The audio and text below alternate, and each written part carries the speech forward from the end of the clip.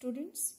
In previous two lectures, we have discussed about the refreshing beverage, that is tea. And now again we are going to discuss about one more refreshing beverage and which is more preferred by the youngsters, that is coffee. So, like tea, coffee is also equally popular.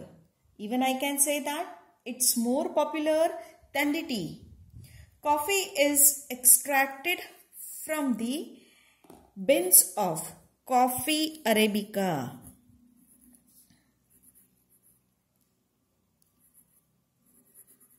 Coffea arabica or Coffea liberica or Coffea robusta. So, it is extracted from these beans. Coffee naturally contains variety of compounds including caffeine, antioxidant, diterpenes. These contributes unique flavor and gives well effects on the health. Not only the well effects but also gives stimulating effects on the health. Generally, you can say that the taste, or you can say that the flavor of coffee, it depends on the water which is used for the preparation. Now there may be question mark in your mind, that is how the water changes the flavor.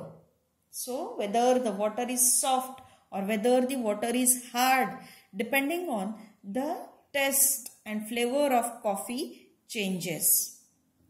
Because generally this hard or soft water influences the micronutrient content of a cup of black coffee, particularly in relation to calcium and magnesium.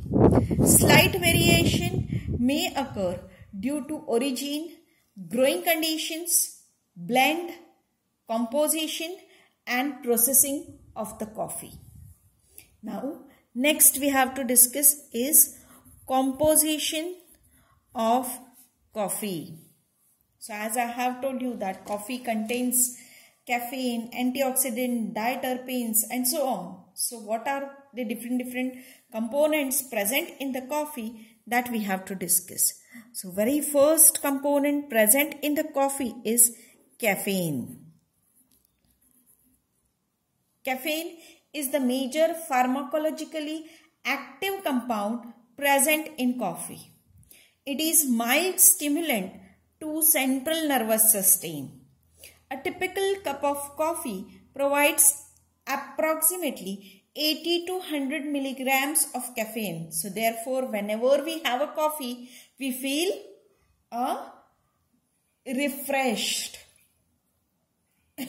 Extensive research has shown beneficial effects of caffeine in diet, such as improved attention, alertness as well as physical performance. That means whenever we have a cup of coffee, at that time there are the effects of improved alertness, physical performance as well as attention. But in some individuals, there can be adverse effect of coffee such as disturbed sleep patterns. So this may be observed by you also. Next component present in the coffee is antioxidant.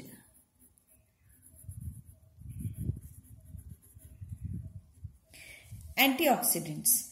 Coffee naturally contains a variety of compounds that display antioxidant properties. These includes chlorogenic acid, which gives bitter taste to coffee.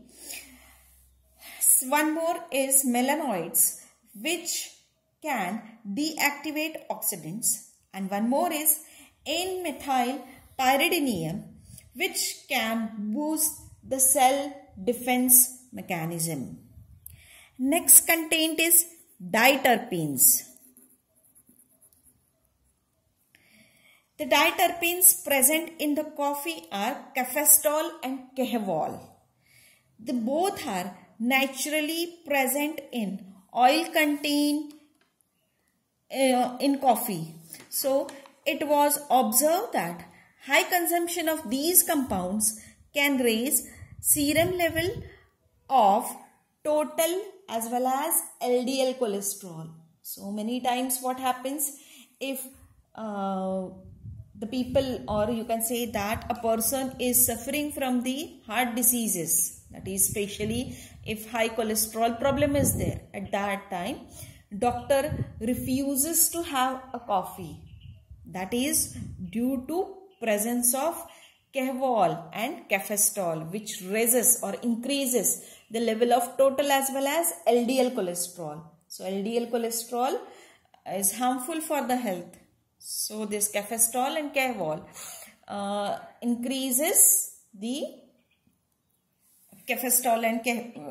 increases the total LDL. Okay. But in which type of coffee it is present, that we have to discuss. So these compounds are present in the coffee but retain on a filter paper. That means if you are going to have a filter coffee, then Cafestol and Kehval will be present on the, or they will remain in a filter paper or remain in a strain. They will not come in your coffee. But these components, that is Cafestol and Kehval, passes in Scandinavian boiled coffee, cafeteria, that is plunger pot coffee, and Greek and Turkish coffee. So if you are having these types of coffee, please see whether you are not having excess. One more thing, generally we prefer the soluble coffee. Soluble coffee means whatever the Nescafe we are preferring. So that is a soluble coffee. So these soluble coffee does not contains these cholesterol lowering compound.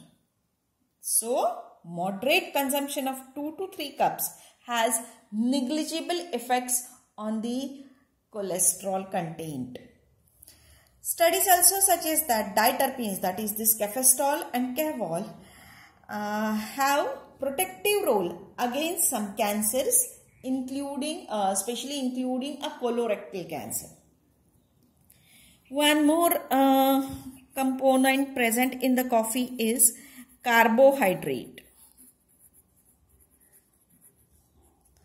Carbohydrates are the major constituent consisting of polysaccharides, that is monosaccharides are there, disaccharides are there, and oligosaccharides are there. They are the precursors for the Maillard reaction and caramelization. So this Maillard reaction where it is necessary, or caramelization where it is necessary, that we'll discuss later on. So this Maillard reaction and caramelization are important for color and aroma development in coffee. They also contribute the acidity of the brew.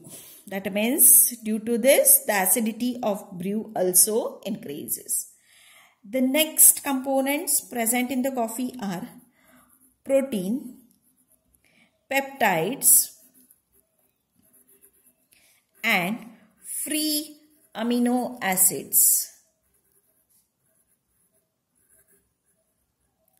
Proteins, peptides, and free amino acids. They are important for the coffee's flavor and serves as precursor for formation of volatile compounds such as furones, pyrols, aldehydes, melanoids. The melanoids are responsible for color and antioxidant property. The next component present is mineral. Potassium near about 40%, phosphorus, magnesium, along with 30 different elements including sodium, calcium, sulfur, and trace amount of zirconium, strontium, silicon, manganese, iron, copper, barium, boron, and aluminium are present in the coffee. Next is lipids. So lipids are also there in the coffee. Lipid fraction is mainly composed of triglycerides or triglycerols, free fatty acids, sterols, esterified and unesterified fatty acids, tocopherols as well as tocopherols. It also contains diterpenes, caffeidol and rabiol. So fatty acids are mostly unsaturated. Along with this, some other compounds are also there which are formed in a coffee during storage and processing. So some other components are also there which are formed during storage and processing of coffee.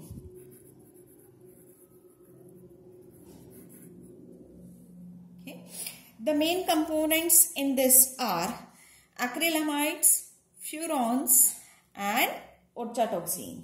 So we'll discuss this one by one. Very first we'll discuss about the acrylamide. Acrylamide is a compound formed during cooking at high temperature, such as during roasting, baking and frying. That means these processes are carried out for the preparation of coffee. So during this, the acrylamide compound is formed. Prolonged exposure to acrylamide can cause cancer in animals, but no direct evidence exists of a link between acrylamide and cancer in human. So for animals are prolonged, that is animals are exposed for a long period of time to acrylamide, it was observed that there is a cancer in animals, but such thing is not observed in the human beings. The next content which is formed during the processing and storage is furan. Furan is a compound which is formed when the coffee heated to high temperature. So definitely when we are going to prepare a coffee, we are going to roast it. So during high temperature, this furan is formed. It evaporates readily, so its level decreases from time of roasting to drinking. It is estimated that approximately 10% furan is initially present in roasted coffee beans, but it is not present in the beverage. So such furan is present. Next is orchatoxin. Orchatoxin A. Orchatoxin A is a mycotoxin formed from the mold that can develop, or that can be, you can say that it is formed by the molds. So that can be developed by the molds on a badly storage coffee beans. Badly storage means especially if you are going to store the coffee beans in a humid condition. At that time, a greenish color mold grows on that coffee beans, and that greenish color mold produces this orchatoxin, and it gives, you can say that, some adverse effect. Next is soluble dietary fiber.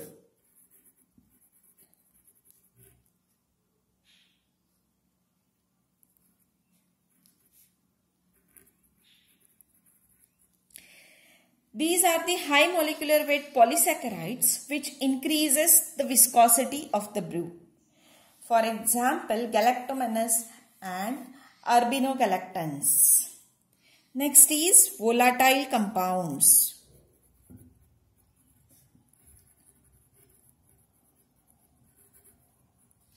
About 100 different volatile compounds are present in the coffee, which are esters, alcohols, aldehydes and hydrocarbons. Even ketones, furans, sulfur compounds are also identified or also detected in the coffee. So this is all about the composition of coffee. In next lecture, we'll discuss about the determination of caffeine content in coffee. Thank you.